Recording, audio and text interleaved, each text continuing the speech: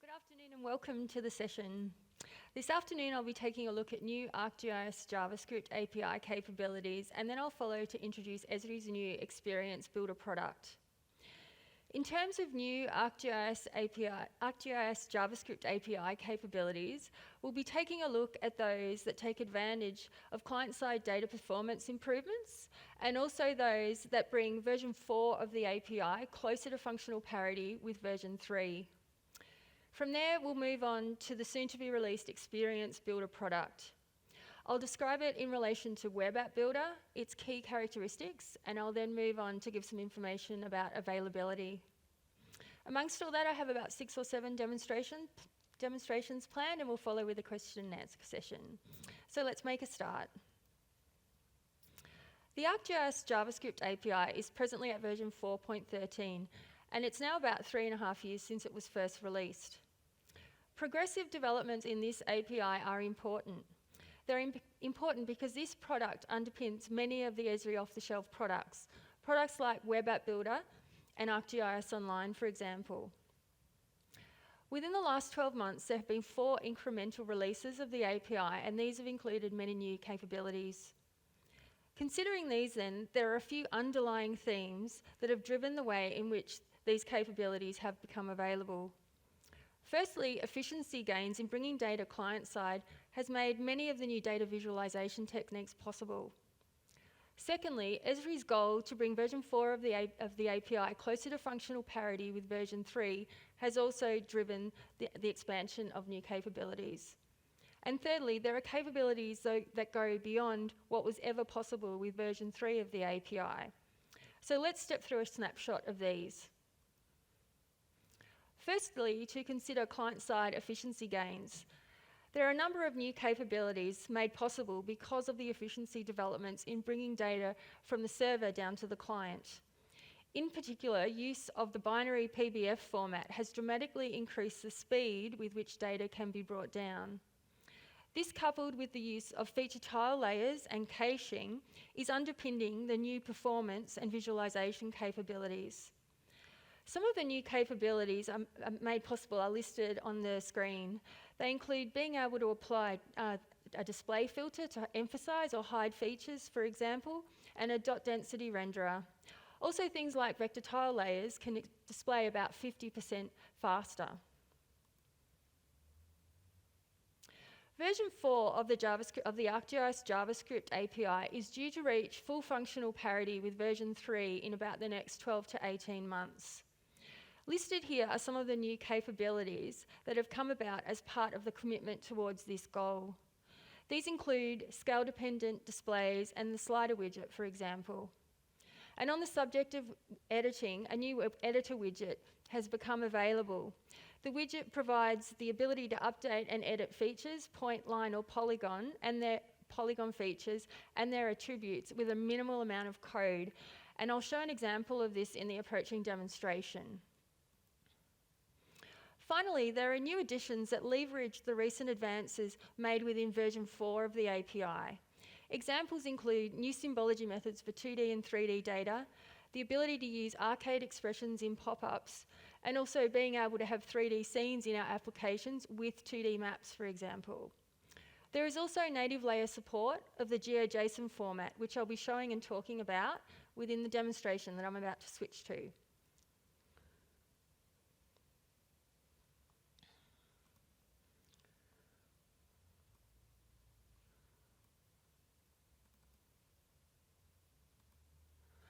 Okay, so the first thing I just wanted to illustrate was this new concept of filtering. So what we're looking at here is a whole lot. There's about 650 flight lines coming into Australia. And as you can see, that's a pretty jumbled mess of lines. So in this particular scenario, it's a perfect candidate where we can filter the features based on an attribute, for example. So I've set this code up, or I've set the this example up, for example, so we can nominate, say, that we would just like to see flights coming into Perth or flights coming into Brisbane.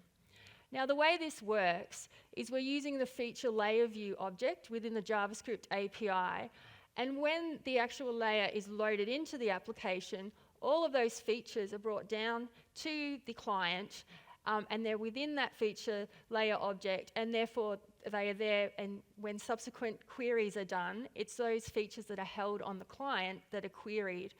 And in this particular case, we're querying by an attribute, so we just have a where clause here, which nominates our destination city, and subsequently we can readily click through and see and we've got quite a responsive application without the need for that query to send a request back to the server. The next example I wanted to show is again using a type of, we're again working with the client-side features, but this time we're doing it we're working in a 3D space, and we're querying our features spatially. This is actually one of the sample apps that are available through the JavaScript API help, and we're looking at the city of Helsinki and a whole lot of buildings within that city. So what we're able to do is nominate, say, a polygon. I'll do that quickly here. So all of those buildings are held client-side, so now we can readily select those features, and we're seeing some statistics and some charts being generated very quickly in relation to those features. So we could increase a buffer, for example, around that polygon, and you can see as I'm moving that buffer, our app is very responsive because we're actually seeing those statistics move quickly in response to that. The next example I wanted to move on to was just showing you what the editor widget looks like if you haven't had a chance to look at it already. So the editor widget is loaded into our application, and when you've loaded it in, it looks simply just like what we can see in the top right of the application space there. And we're able to load it in just by defining it up here within our code. And then we nominate the map that we want, or the view that we're wanting that editor widget to work on. So that view has been defined higher in our code up here, and it's referencing a web map that's been created straight within ArcGIS Online in this case. So the first editable feature layer within that web map will be the one that is fed into the editor widget. So you can see that's really quite a small amount of code. The way that it works is, if we're just looking at this example, we're in Lygon Street in Carlton, in Melbourne, and we have a feature layer of eateries. So we could add a new feature, for example. So we would like to add a cafe. I'll select the location where I'd like it to be added, and then I'll just enter in a street address and a suburb, and perhaps a business name. So we'll call this one Harry's Place. So I could keep entering attributes, but I think you get the idea. From that point, we'll just say add. Our feature will be added in, our new cafe and restaurant, and then at that point, we could, for example, edit that feature. So if we wanted to go back and maybe edit the attributes, we select the feature, and then maybe we might want to, say, populate the seating capacity, for example. We'll say update. In the same token, we could have tried, there was a delete option there too. We could have deleted that feature if we wanted to. And at that point, we've now got our attributes updated within the feature table. And so I think you'd agree that's quite functional for such a small amount of code that you need. And as I mentioned earlier in the PowerPoints, that works with point line or polygon data. The final example I wanted to show you in respect to the JavaScript API is making use of the GeoJSON, the new feature that supports the GeoJSON format as a native layer type within your application. So what that means is so GeoJSON is available, say, in WGS84 coordinate system, for example. Now that it's a natively supported layer type, that means you can load that GeoJSON format into your application, and that application can be in, say, a more local coordinate system that you use within your organisation, say GDA 2020, for example, and it will just project on the fly. It just works like any other feature layer. Also things like being able to code this particular GeoJSON layer that we're looking at is actually showing us pelican sightings within this part of the central part of around Melbourne.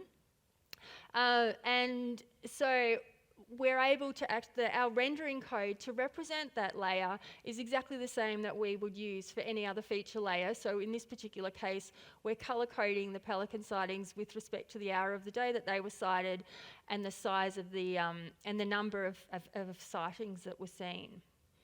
So that's one aspect of the GeoJSON layer support, or a couple of aspects of the GeoJSON layer support.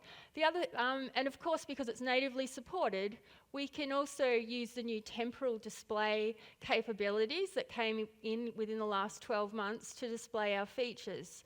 So in this particular example, we have pelican sightings actually extending through. There's about 34,000 point features, I think, in this data set, which is covering the whole of Victoria. And as you can see, that again is quite a jumbled mess of point features, but this new temporal slider that we have access to now allows us to filter the data based on time. So I could, for example, play this slider bar, and as that steps through, we're seeing the pelican sightings that relate to that particular space in time. So it's about a 6 or 7 year period there. So I think this temporal display ability adds a whole new dimension, or allows us to easily add that time dimension to the information products we're creating with the JavaScript API. Okay, let's stop that now and go back to the presentation. I'm now wanting to talk about web app building.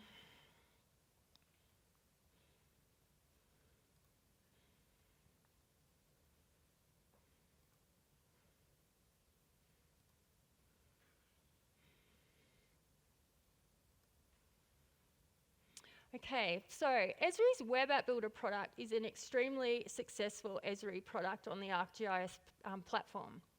The ArcGIS Online version alone is responsible for nearly 500,000 apps worldwide, and nearly 1,000 applications are created every day using it. Its popularity has exceeded expectations. However, in looking forward, Esri needs to look at how web technologies are changing. Changes are happening all the time, and new ways of doing things are always becoming available. As technologies have evolved, applications have become more focused on the user experience, and this has included, in particular, an increased use of mobile devices. As well as developments in the web app building frameworks, and therefore higher expectations from users, the ArcGIS JavaScript API has also moved forward and offers additional capabilities. Web App Builder, though, is based on version 3 of the ArcGIS API, whereas version 4, as we've heard, is also now available, and it's moving closer and closer to functional parity. All of these factors have combined, and as such, Esri is releasing a new product for web app building, and it's called Experience Builder. Experience Builder is the next generation in interactive web app building for Esri users. It's based on the same foundational philosophy of Web App Builder, that is to provide users with an interactive web app building experience or environment without the need for code. Important to note is that Experience Builder is intended to sit alongside Web App Builder. The two will be maintained and supported in parallel. Users will be able to choose the web app building product that is right for them based on the design attributes and functional capabilities that they're looking for. So let's take a closer look at Experience Builder. Firstly, let's step through its key characteristics. Relative to Web App Builder, the web app building environment has been completely redesigned. It's based on the much more current React open source JavaScript library, and so created applications are more responsive and offer the latest in modern and user interface design. Additionally, an underlying strategy of Experience Builder was that it should enable creation of mobile Further, applications that Experience offer Builder a also first-class brings a user shift experience away from that where the map-centric design-oriented mobile layout UI format of is Web a App distinct Builder. part of the development. Instead, varied design layouts are available as templates. These include a scrolling page design, a single page design, and a multi-page design. Finally, Experience Builder is built on version 4 of the ArcGIS Javascript API, so it can take advantage of version 4 improvements, like the ability to include 2D maps and 3D scenes in the one application, something that's not possible with Web App Builder. I was wanting to switch across now to a couple of Experience Builder demonstrations.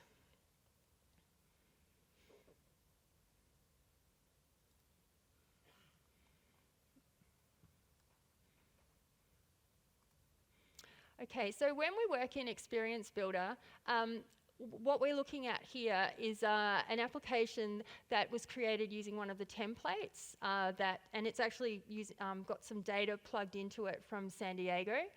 So what this template looks like when you first bring it up is you can see it's got quite a modern interface. That is with the controls and the scrolling page design, for example. And as we scroll down through, we have a couple of maps included.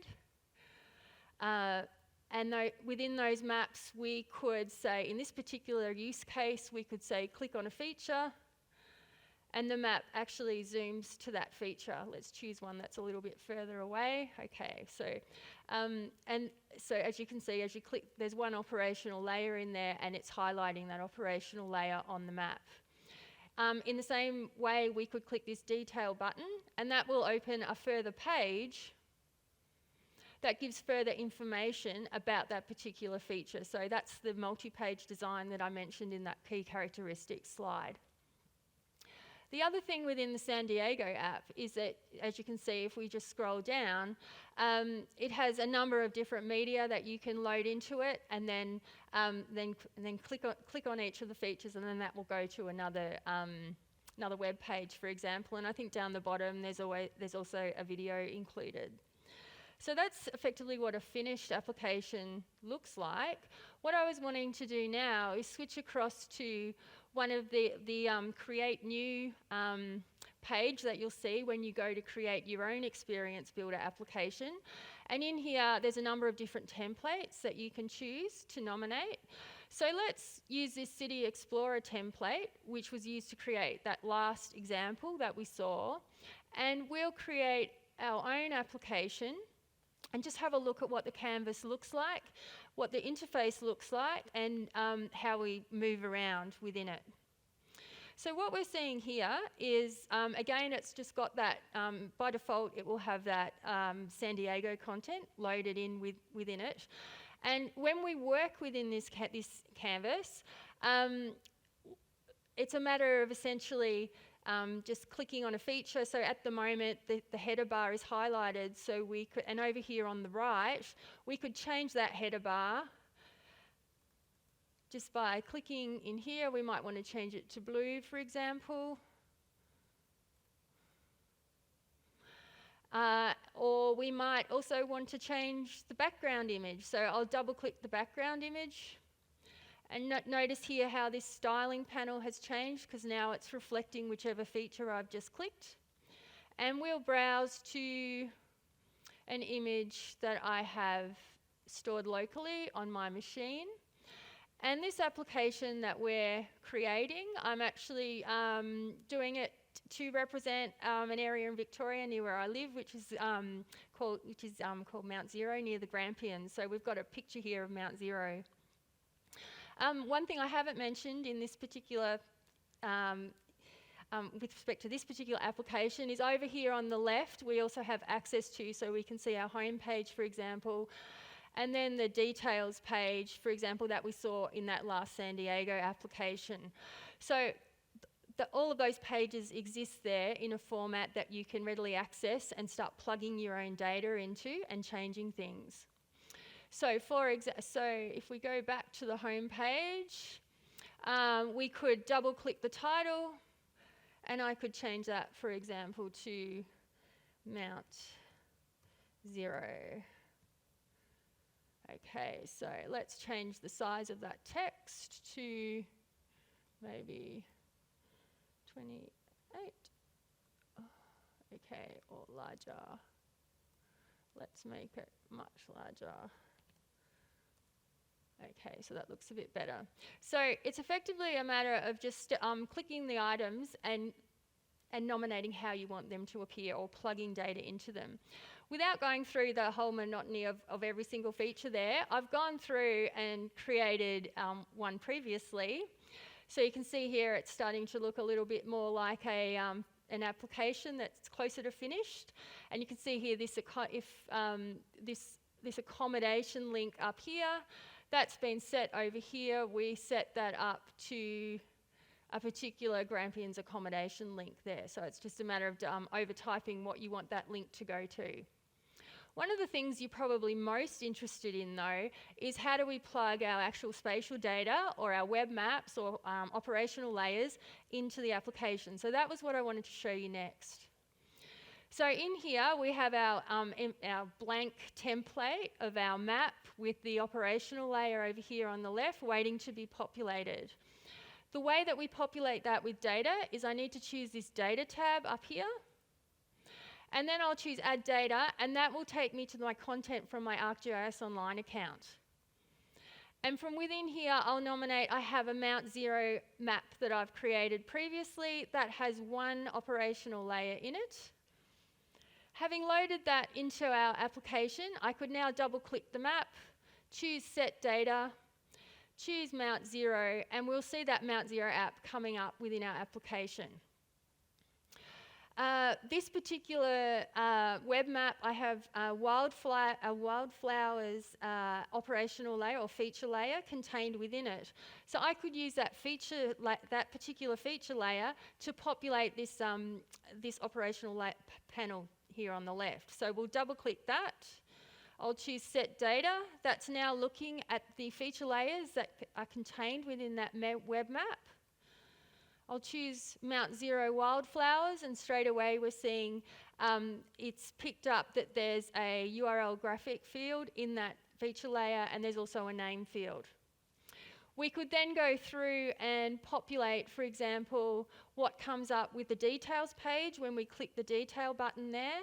So I'll choose to open the details page, and again we could nominate our Mount Zero map. And we could also, we want to populate this text item here to take some information from the wildflowers attribute table. So I need to nominate the wildflowers feature layer first. And then I'm able to choose a particular name field. Now, because this common name field has name in it, it's automatically picked it up, but I could choose anyone in here from the list of fields. In the same token, I won't go through and do it, but if I click down here, you can see that, again, it's got information or fields in it from the San Diego example, but you could change that over to whatever you wanted to, like for your nominated feature layer. At that point, we could save the application, and then we could run it to take a look at what it looks like. Okay, so we could click on our accommodation link, for example. That takes us to a completely external web page. And we could scroll down through, and there are our wildflowers of Mount Zero, and we could click on a wildflower. It's zoomed, and we could also get some further information about it. The final thing I wanted to show you in respect of Experience Builder, I talked about it quite a bit in the key characteristics slide, and that is the ability of Experience Builder to accommodate multiple different devices. So you'll notice here there's a number of widgets or controls on the top of the display here, and these relate to different screen sizes. By default, we're always looking at the desktop representation, and you can see in here we've got this map element, which I've just selected. And if we click here on style, we can see that the width of that map component is going to occupy 69% of the total available space and 64% in height. If we flick over here to see what the equivalent is going to look like on a mobile device, and we double click the map, you can see that we've actually, and go to style, it's actually configured completely differently. So our map will occupy 100% of the width, and it'll be a set number of pixels high. Okay, so and that's enabled via this custom button here. So by default, when you create your larger interface, the smaller ones will inherit the larger, but by having this custom option set, it means you can then separate it and apply your own layout constraints. So if I put this back to auto, for example, which was the default option, what we'll see is that 69% and 64% sizing for the map, okay? But obviously that doesn't suit the mobile device. You want to be able to separate it, so I'll undo what we saw there. So I think that's a really good aspect of Experience Builder, because we didn't have that flexibility for different screen sizes as readily within Web App Builder. Okay, so I'll flick back now to the PowerPoint. And we'll just give some information with respect to availability.